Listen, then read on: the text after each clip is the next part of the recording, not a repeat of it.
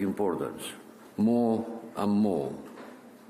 Home of over half of the world population and close to 50% of the world GDP.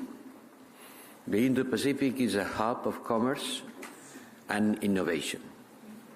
Our prosperity is linked to its stability and growth. The Indo-Pacific region serves as a critical route for global trade.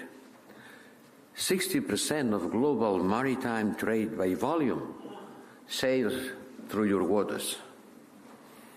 The majority of commerce between Europe and the Indo-Pacific nations occurs via maritime routes. 40% of all global containers go through the east-west shipping lanes.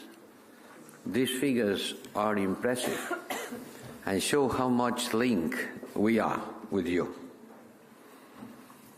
Yet, amidst this vibrant economic tapestry, and maybe also because of it, the Indo-Pacific region is the scene of complex geopolitical rivalries. The erosion of trust, the weakening of international norms, the rise of force and coercions threaten the rules-based order, and as we know, we are against a world where might makes right.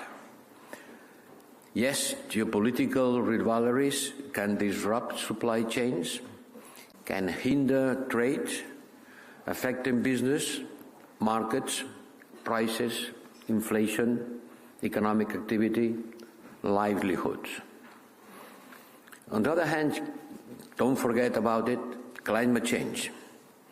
We are so much fixed on the every week crisis that maybe the geopolitical trouble in which we are can make us to forget about the underlying big crisis of humankind.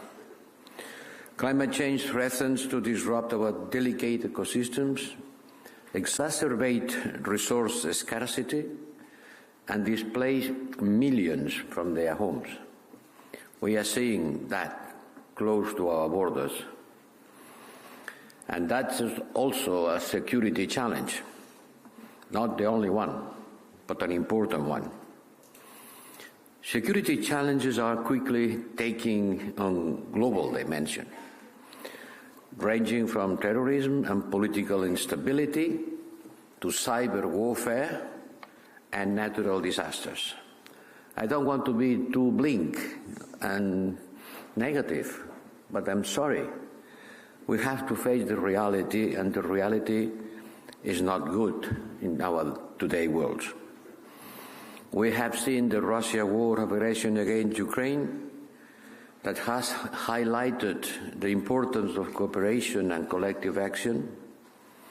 The principles at stake in Ukraine, we repeat that once and again, are not just Europeans, they are global, and the consequences of this war are being felt far beyond Ukraine and far beyond Europe. But today the hottest spot, the most dangerous, the most sad, is what's happening in the Middle East.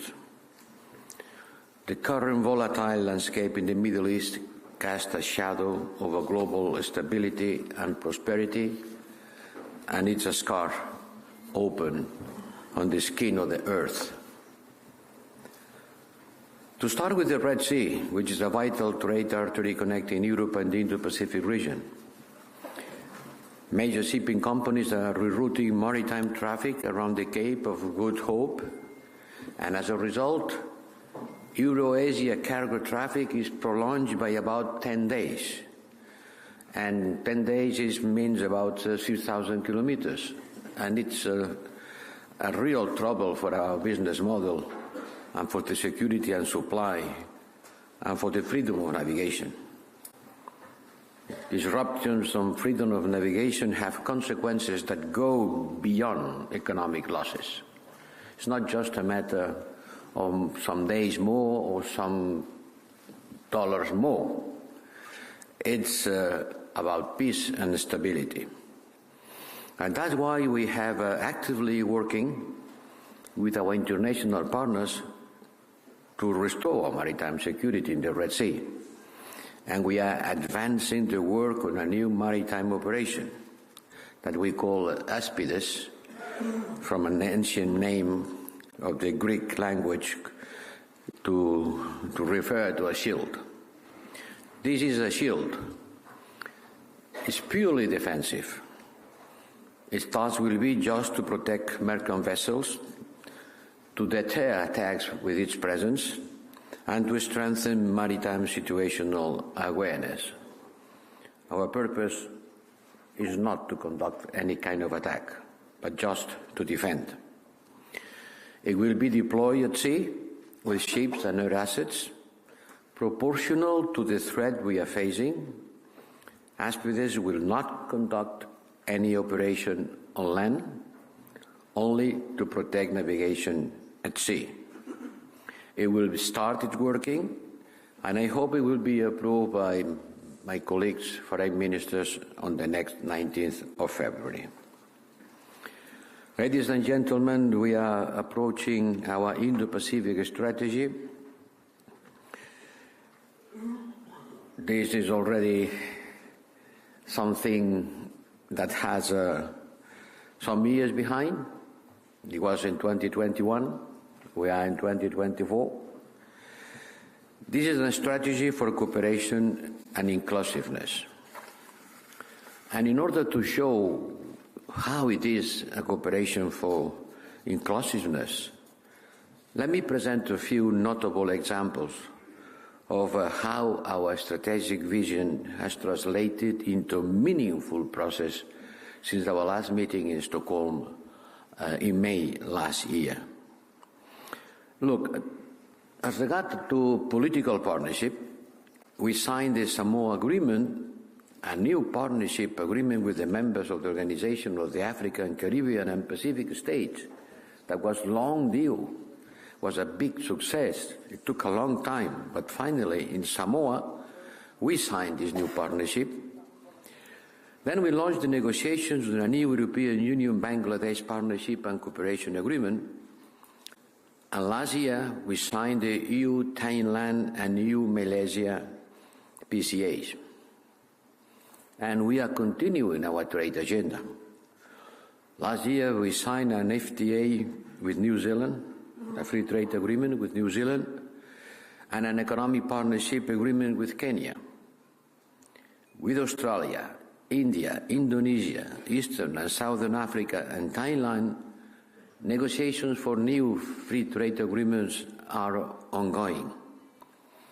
We are building our digital cooperation with Japan, with Singapore, Republic of Korea, and India.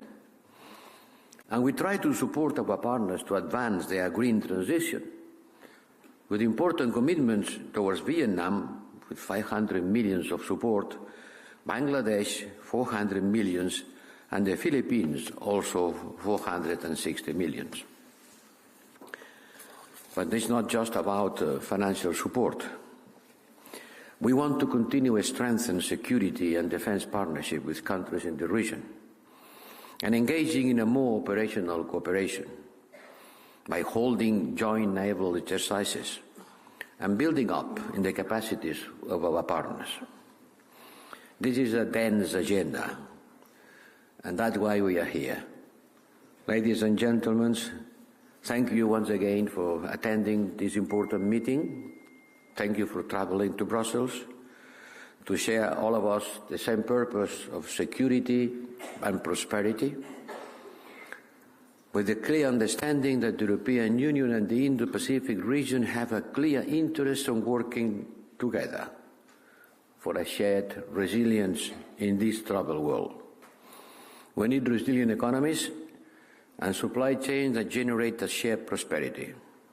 We need resilient societies to face up climate change and advance the green transition. These transitions will be fair or it will not happen. We need resilient governance based on international law and the rules-based international order. And I am convinced that today, Ministerial Forum and in particular the 3 roundtable discussions will provide the opportunity to share ideas on these 3 areas. Thank you very much for being here. Let's go to work.